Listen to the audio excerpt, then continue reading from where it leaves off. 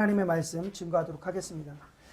왜 개혁주의 신학, 종교개혁의 정신을 왜 탁월하다라고 이야기하고 알미니안주의, 알미니안 신학과 왜 계속해서 칼빈주의, 이 개혁주의가 갈등하냐면 알미니안주의 신학은 사람 중심으로 성경을 해석한다라는 거예요.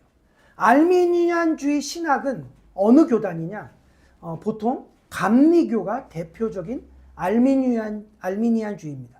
그리고 성결교단, 그리고 구세군 이런 것들이 알미니안주의입니다. 그러니까 자기 중심적으로 성경을 해석하는 게 굉장히 많습니다. 그러다 보니까 알미니안주의자들은 성경을 읽어요. 동일하게 우리와 함께 성경을 읽습니다. 근데 결론은 어떻게 항상 맺어지냐? 철학적으로 결론을 내린다라는 거예요. 그런데 칼빈에 의해서 성경에 대한, 성경 해석에 대한 새로운 관점이 제시됐습니다. 그게 뭐냐? 하나님 중심으로 성경을 해석하라는 거예요. 하나님 중심으로 성경을 읽으라는 거예요. 여러분, 우리 많이 해왔습니다. 큐티. 저도 큐티를 많이 강조했었습니다. 제가 몰랐을 때는 큐티를 해야 됩니다. 큐티를 우리는 매일 해야 됩니다. 라고. 왜? 성경을 하루에 조금이라도 읽으라고. 그런데 큐티를 하면서 우리에게 문제점이 나타났습니다. 뭡니까? 자기 중심적으로 성경을 해석하고 적용하더라는 거예요. 성경이 그 말을 하고 있는 게 아니에요. 하나님이 그 말씀을 하고 있는 게 아니에요. 그런데 어떻게 해요? 성경의 의도와 관계없이 내 중심적으로 성경을 해석해서 끊임없이 내 욕심을 그 성경 말씀으로 채워가는 것밖에 안 되더라는 거예요. 큐티는.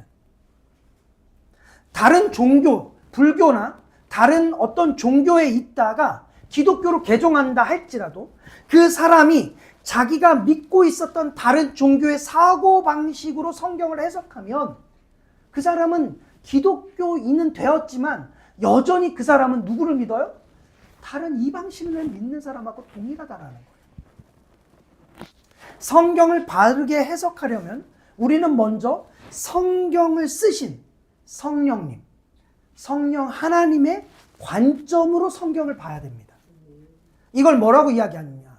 성령의 조명하심이라고 이야기합니다.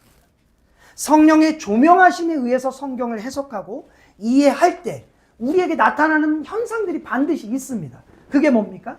하나님을 닮아가게 돼요. 우리는 끊임없이 그리스도 안에서 살게 될 것입니다. 그리스도처럼 행하게 될 거라는 거예요. 성령의 조명 없이 내 중심적으로 계속 해석하다 보니까 구원이 자꾸 어디로 갑니까? 이방 종교적으로 구원을 해석하게 됩니다. 여러분, 구원이라는 단어는 기독교에서만 사용하지 않습니다. 다른 종교에서도 구원이라는 단어가 있습니다. 그런데 뭐가 달라요? 구원이라는 말은 다 써요. 구원의 내용이 달라요. 우리들이 구원을 어떻게 이해하느냐에 따라서 내가 기독교 종교관을 갖고 있느냐 아니면 다른 종교관을 갖고 있느냐가 구분되는 거예요.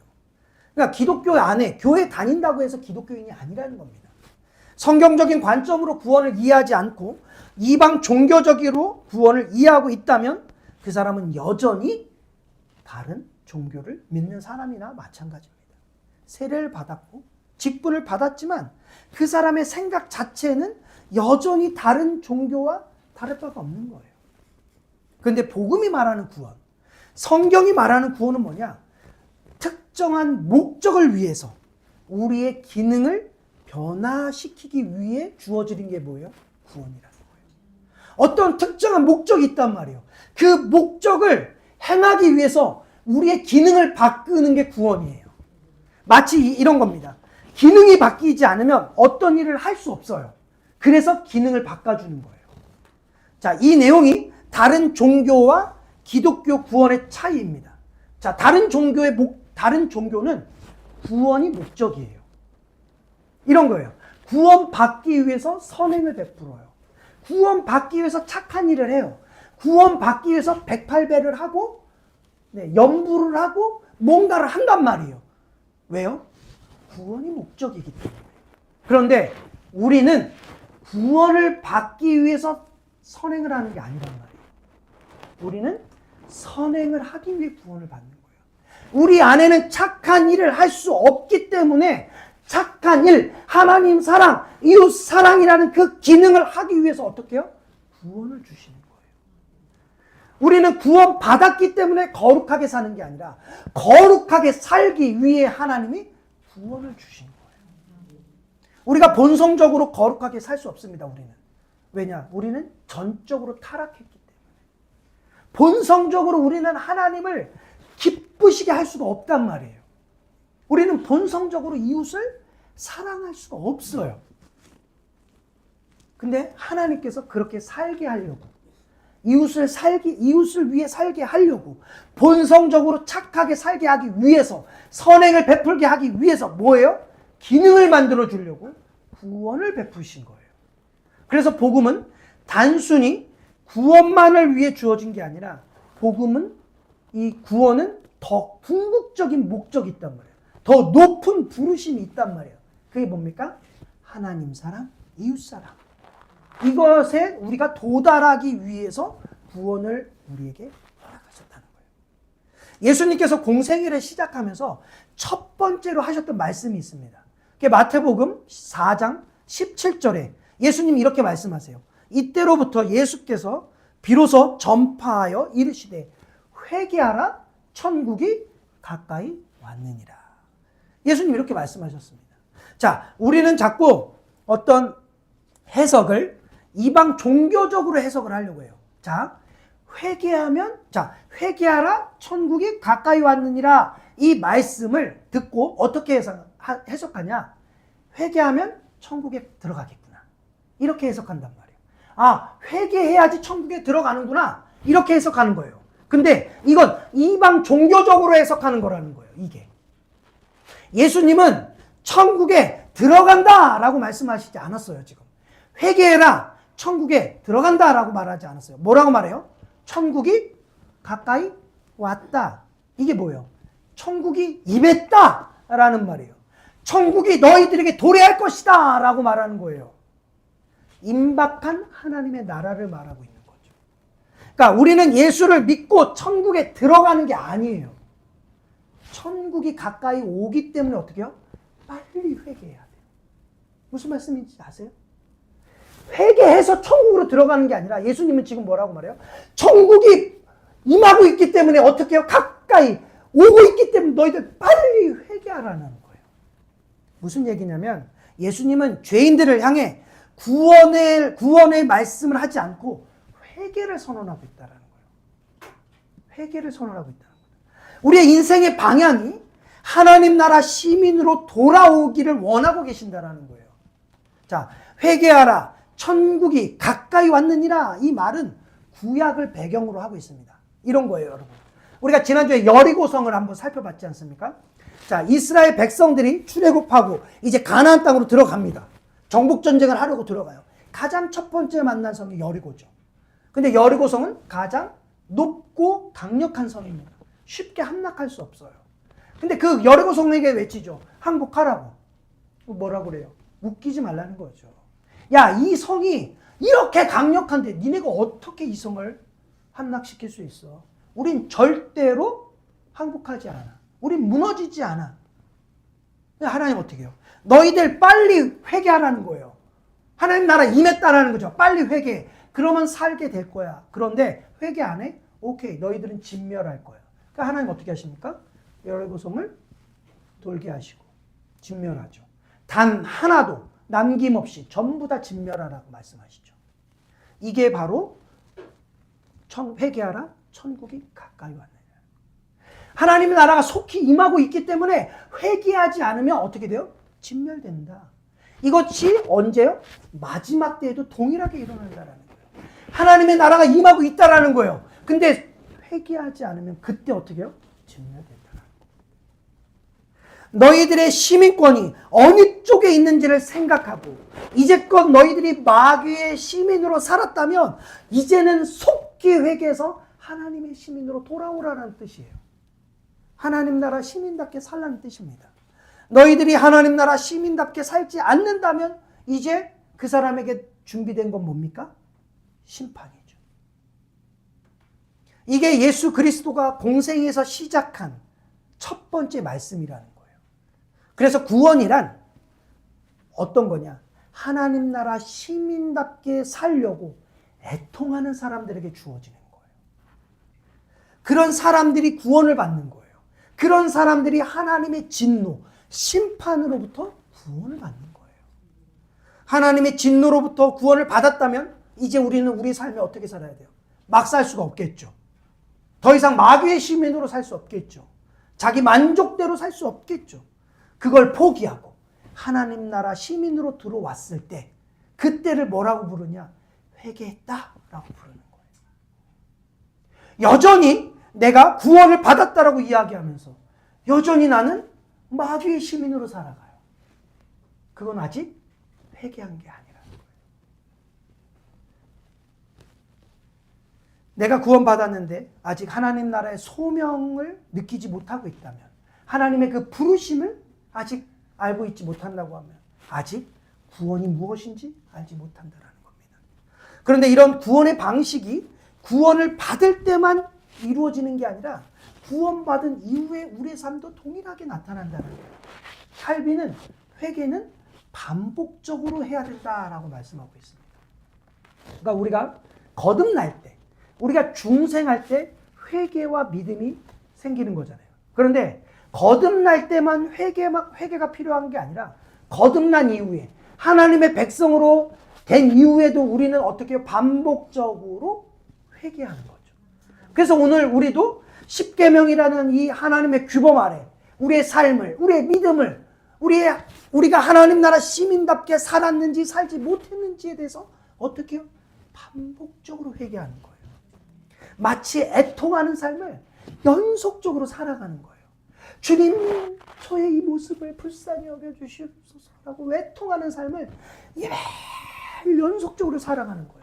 그렇게 매일 연속적으로 회개하는 삶을, 애통하는 삶을 살아가는 가운데 우리는 무엇을 느끼게 됩니까?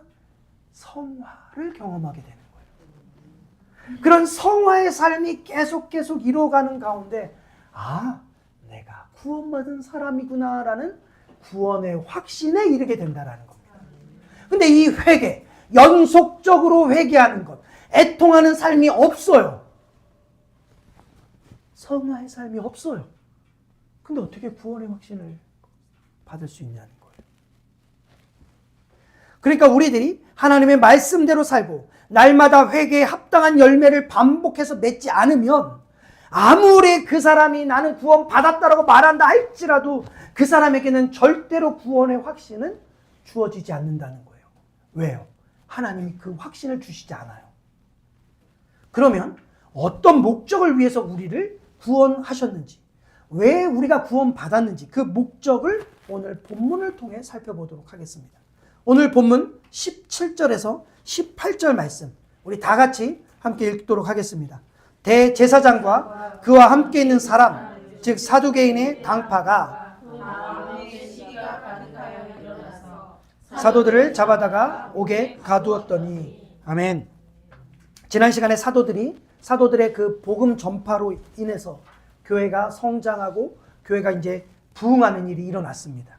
그런데 부흥이 일어나면 마냥 좋은 일만 생기지 않는다고 말씀드렸습니다. 하나님의 영광이 나타나는 곳에 사단이 가만히 있는 것이 아니라 어떻게 해요? 사단의 저항은, 사단의 공격은 더 강력하게 일어난다고 말씀드렸습니다. 그러니까 바른 교리를 배운다고 해서 우리 교회에 아무 문제가 없냐? 그렇지 않다는 거예요.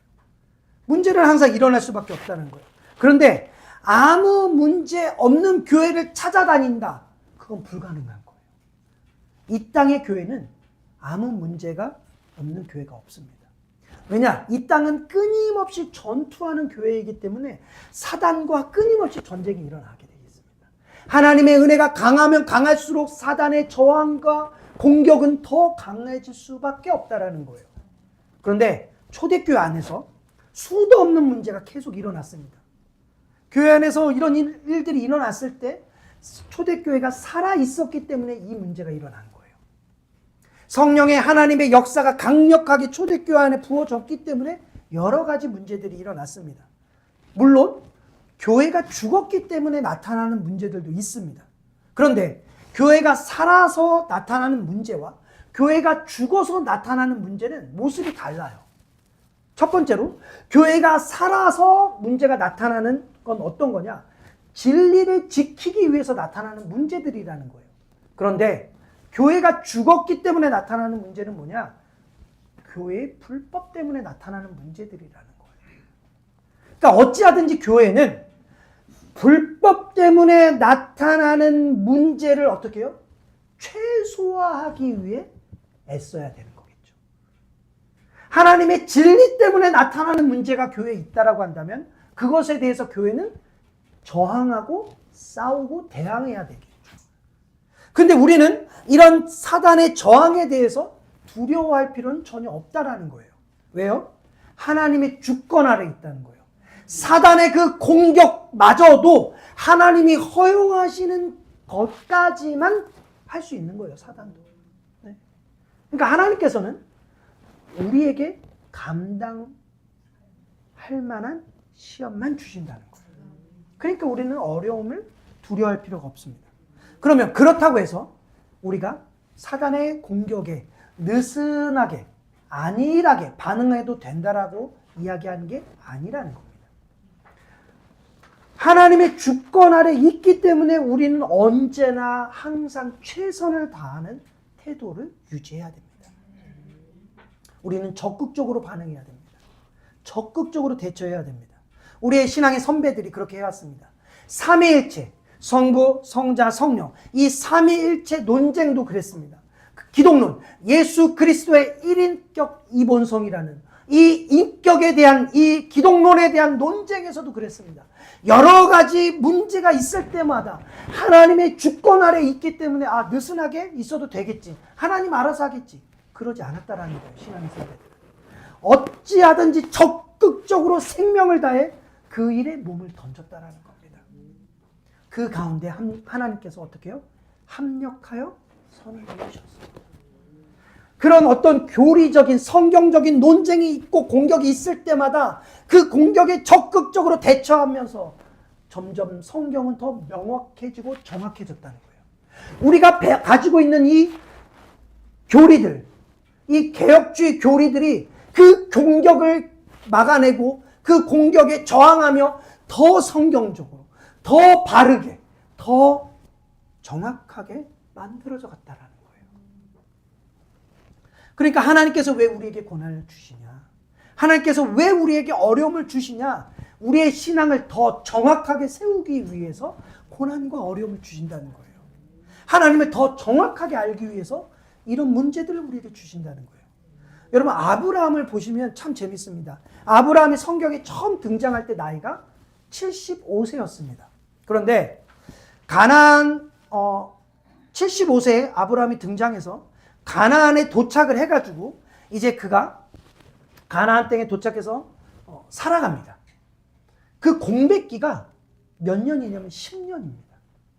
10년 동안 하나님과 어떤 대화가 일어나질 않아요.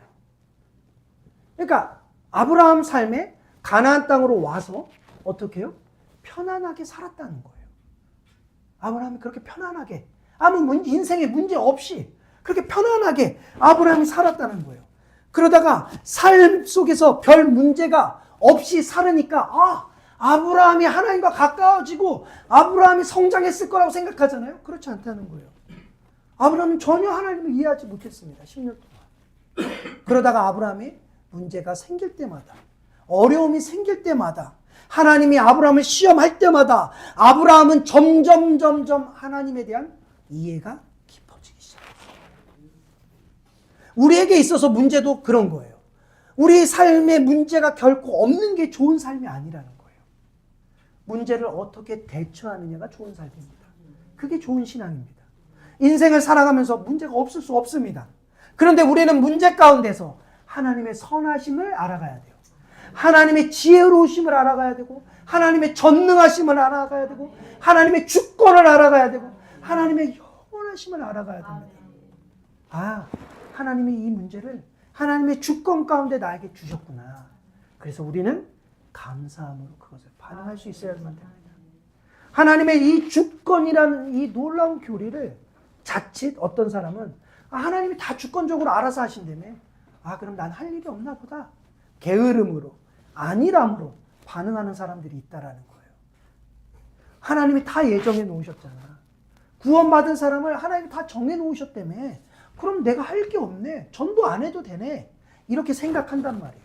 하나님이 우리의 게으름과 우리의 안일함을 조장하기 위해서 이 하나님의 주권, 하나님의 예정, 하나님의 선택, 이 교리를 주셨냐는 거예요. 그렇지 않다는 거죠. 여러분, 어떤 특정한 교리를 내가 바르게 이해하고 있느냐, 아니면 바르게 이해하고 있지 않느냐, 이 중요한 기준이 있습니다. 그게 뭐냐면 그 교리 때문에 내가 게으러지고 있느냐, 그 교리 때문에 내가 안일하게 살아가고 있느냐, 그 교리 때문에 내가 불경건해지고 있느냐, 이걸 통해, 아니면 내가 그 교리 때문에 정말 아름다운 열매들을 점점 맺어가고 있느냐, 이걸 가지고 내가 교리를 바르게 이해했느냐, 바르게 이해하지 못했느냐를 알 수 있는 거예요. 많은 사람들이 예정 교리라든지 하나님의 주권 교리를 잘못 이해해서 자꾸 불경건해지려고 해요. 전도 안 해도 되잖아요. 하나님 다 알아서 하나님 선택해 주셨다면서요. 하나님 주권이라면서요. 그럼 내가 아무리 뭘 해도 하나님 뜻대로 될 거 아니에요. 이건 하나님을 나쁜 하나님으로 만드는 거죠. 그리고 이걸 가지고 어떻게 해요? 기도 안 하는 쪽으로 가는 거예요. 하나님께 적극적으로 마음을 다하고 뜻을 다하고 힘을 다하는 삶을 안 사는 쪽으로 가는 거죠. 순종하지 않는 핑계거리로 삼는단 말이에요, 이 교리들을. 여러분, 신앙은 핑계가 없습니다. 하나님의 말씀이고 하나님의 뜻이라면 이유 여하를 불문하고 적극적으로 우리는 순종하는 태도를 유지해야만 합니다. 그래서 예정교리나 하나님의 주권 교리를 바르게 이해한 사람들, 그 사람들은 어떤 태도를 가지게 되느냐, 하나님의 주권과 예정 가운데서 최선을 다하는 삶을 살아간다는 거예요. 어떤 결과가 주어지든지 이건 하나님의 선하신 뜻일 거야, 받아들이는 삶을 살아가게 되는 겁니다.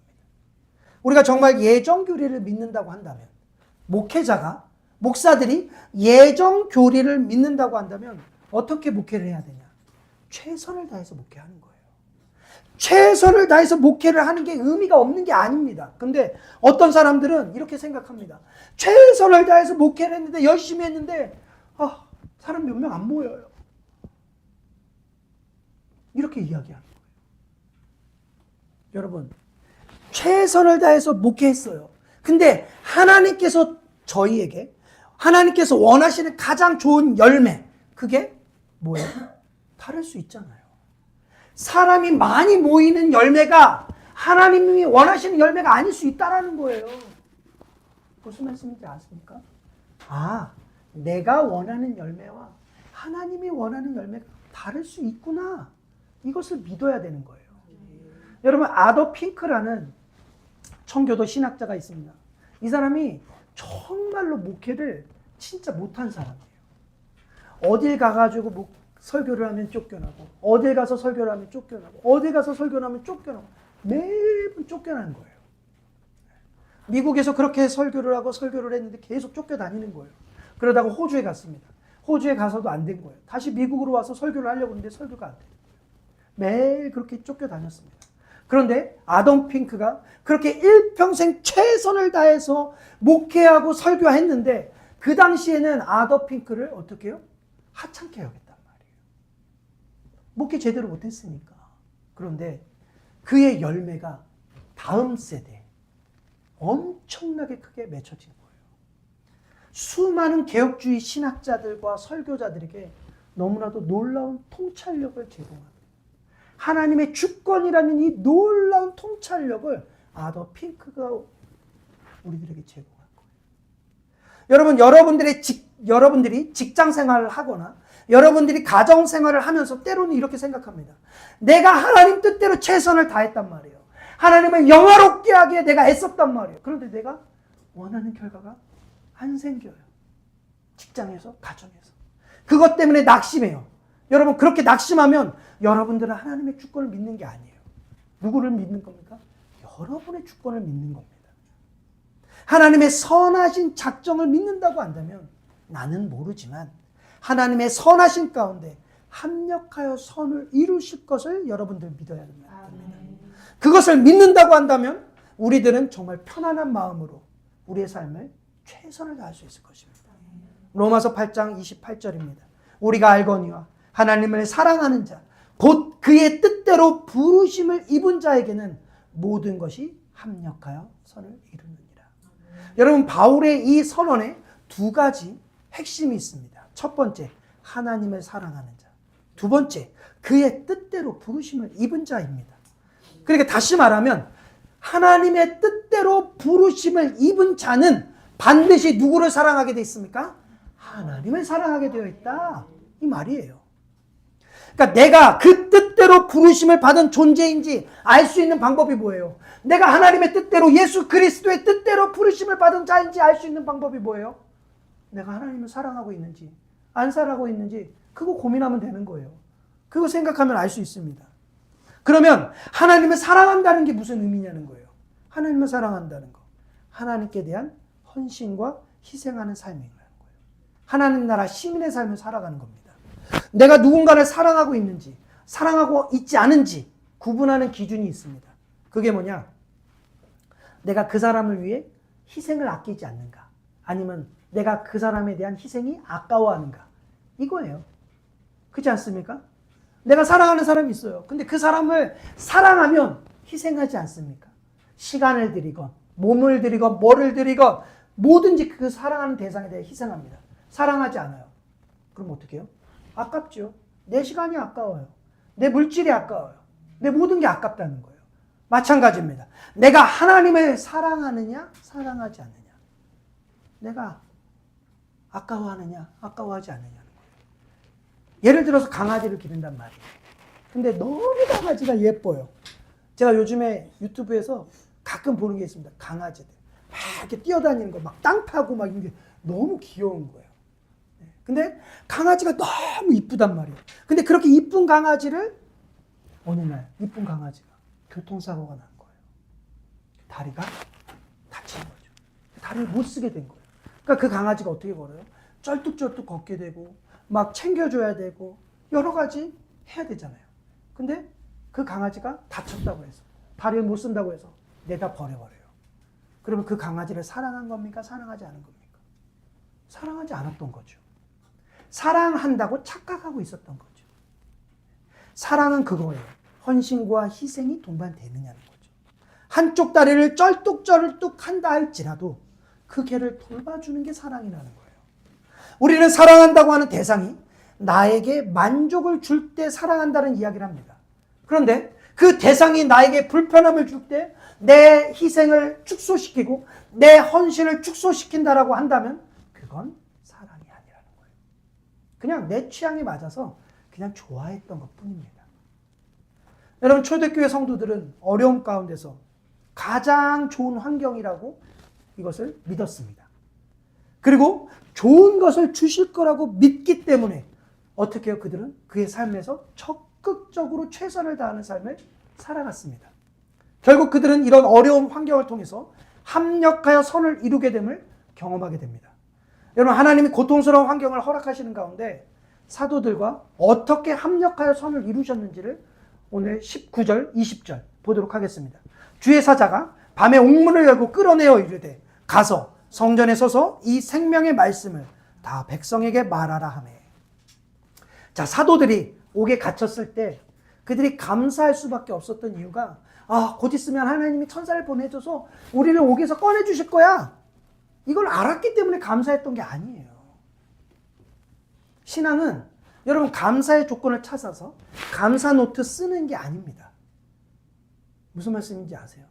신앙은 내 삶의 감사 조건을 막 찾아가지고 감사 노트를 쓰면서 감사합니다. 이게 아니라 하나님의 속성을 믿기 때문에 우리는 감사한 거예요.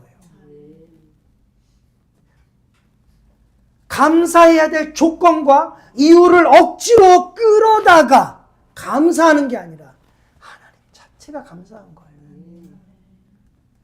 이게 성경이 우리에게 요구한 감사입니다. 너희들은 뭐라고요? 범사에 감사하라. 너의 삶의 좋은 일을 끄집어내고 생각해서 적어서 감사하는 게 아니라 고난이 있을 때나 슬플 때나 어려울 때나 궁핍할 때나 풍족할 때나 병들었을 때나 건강할 때나 범사에 어떡하라고? 감사하라. 하나님 자체로 감사하라. 지금 사도들은 감옥에서 자기에게 어떤 결과가 일어날지를 알 수 없었습니다. 그런데 하나님은 천사들을 밤에 보내어 옥문을 열고 그들을 끌어내어 다시 복음을 전하게 하셨어요.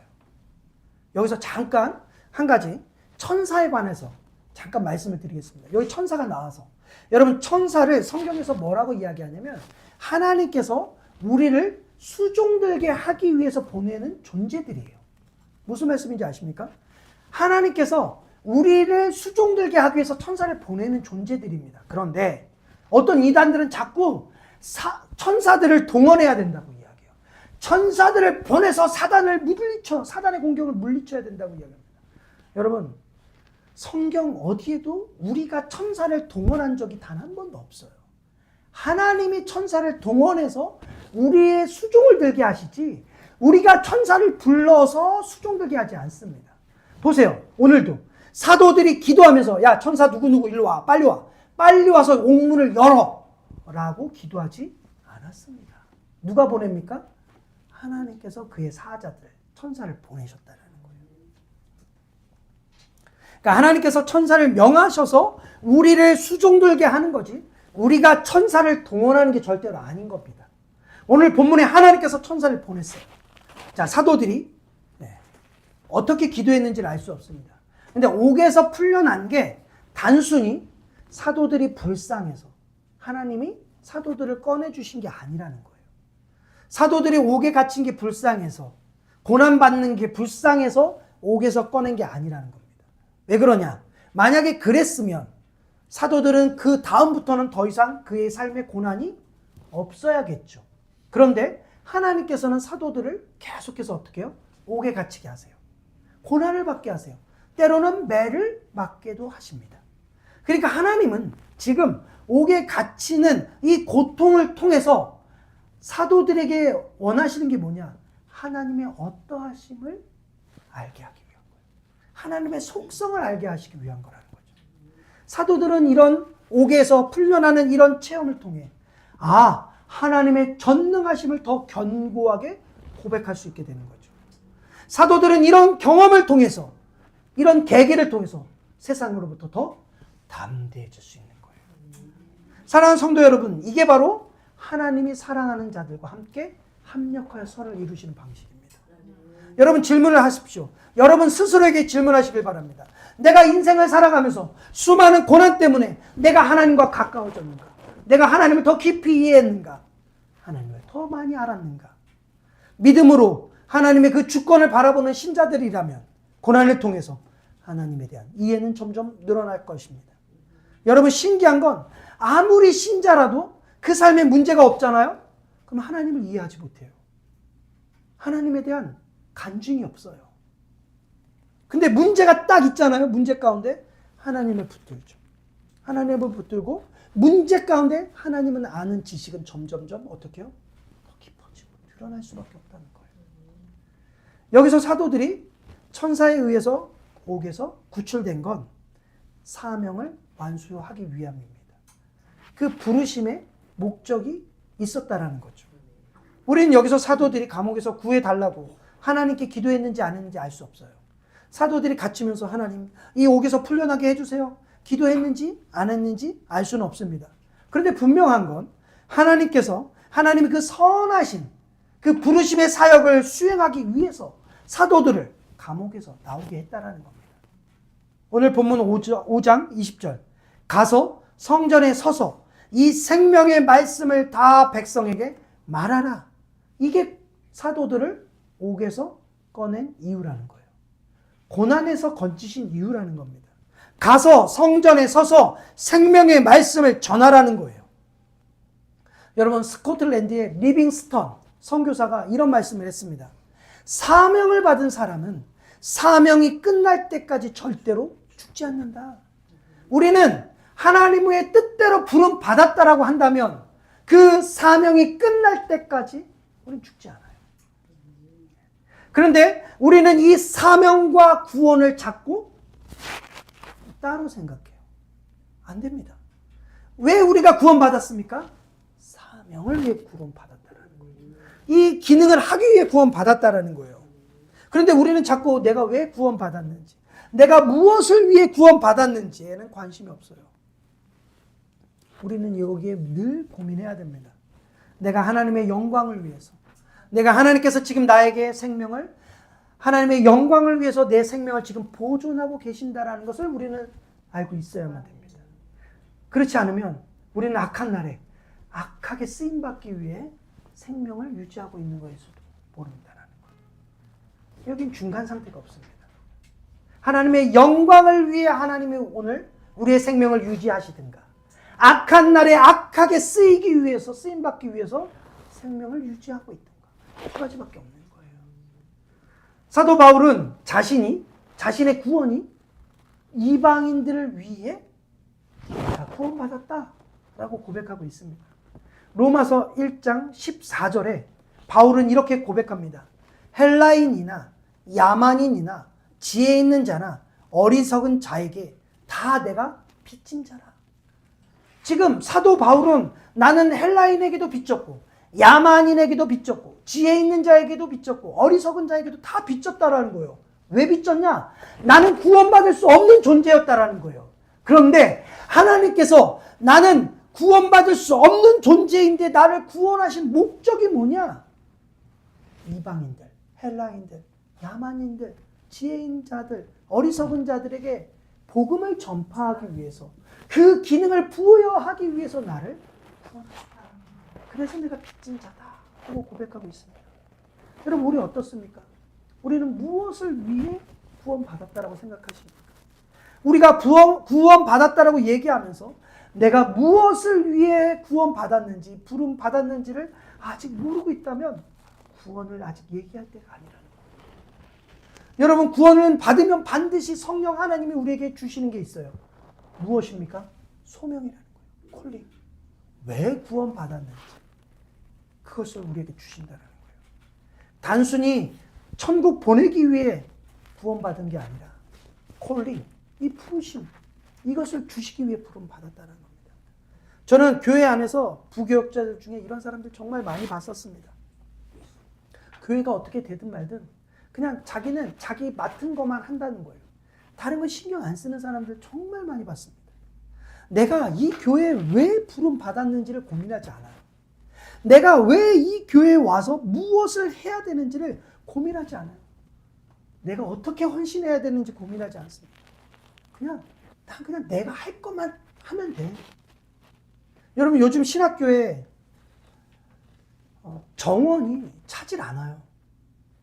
신학생들이 들어가질 않습니다. 미달이에요, 미달. 그래서 대부분 지금 신학교가 어쩌면 통폐합될 수도 있습니다. 없어지기 위기입니다. 그런데 신학교에 다니는 신학생들조차도 사역을 하려고 하지 않습니다.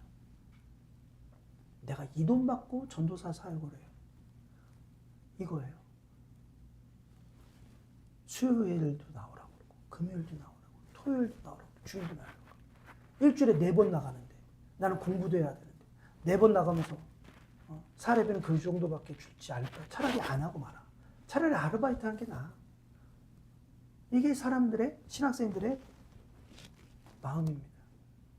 직업이죠. 직업이에요. 목사가 시킨 거 외에는 안 하는 거죠. 목사에게 욕먹지 않을 정도로만 하면 된다라는 거예요. 여러분, 정말 팀워크를 이뤄가지고 어떻게 하든지 하나님의 영광을 위해서 우리가 어떻게 해야 될까를 고민하는 사람들을 신학교에서 찾아보기가 정말 힘듭니다. 여러분, 직장도 그렇습니다. 직장은 우리의 생존을 위한 수단으로 주어진 게 아니라는 거예요. 직장은 하나님 사랑, 이웃 사랑의 실천의 수단으로 하나님이 우리에게 주신 거예요. 하나님 사랑, 이웃 사랑의 실천의 수단으로 직장을 주어졌다라는 걸 여러분들이 생각하고 직장을 선택해야 됩니다. 제가 예전에도 말씀드렸습니다. 제가 예전에 청년 중에 그림을 그리는 청년이 있습니다. 그 청년이 미대를 졸업하고 회사에 취직했어요. 근데 맨날 회사에서 요구하는 그림이 뭔지 아십니까? 음란물 그리라는 거예요. 음란물. 왜요? 맨날 회사로 들어오는 그 오더가 대부분 그런 그림이라는 거예요. 그러니까 자기에게도 그런 그림을 그리게끔 할 수밖에 없는 거예요, 직장이. 여러분, 이 일을 계속 해야 됩니까? 하지 말아야 됩니까? 중립이 없어요, 여기에는. 직장에는 중립이 없습니다. 이 직장이 하나님 사랑, 이웃 사랑을 하는 실천의 수단으로 사용되는 직장이 아니라고 한다면 하나님이 원하시는 직장이 아니겠죠. 그런데 우리는 자꾸 어떻게 생각해요? 이 정도 페이 주는 직장 구하기 힘들어요. 사랑하는 성도 여러분, 우리의 구원은 소명과 관련을 맺습니다. 우리가 이걸 염두에 두고 직장인들은 직장 생활을 해야 되고 주부는 그렇게 가정을 꾸려가야 됩니다. 어떻게 내가 이 가정이 하나님의 통치를 구현할 수 있을까? 어떻게 해야 내가 이 직장이 하나님의 통치를 구현할 수 있을까? 어떻게 해야 이 교회가 하나님의 통치를 구현하고 하나님의 영광을 드러낼 수 있을 것인가? 우리의 구원은 하나님의 통치를 받아서 하나님의 나라 구현하는 그 시민의 삶을 살기 위해 우리가 구원받은 거예요. 이 목적을 위해 부르심을 따라 살아가는 저와 여러분 되시기를 예수님의 이름으로 축원합니다.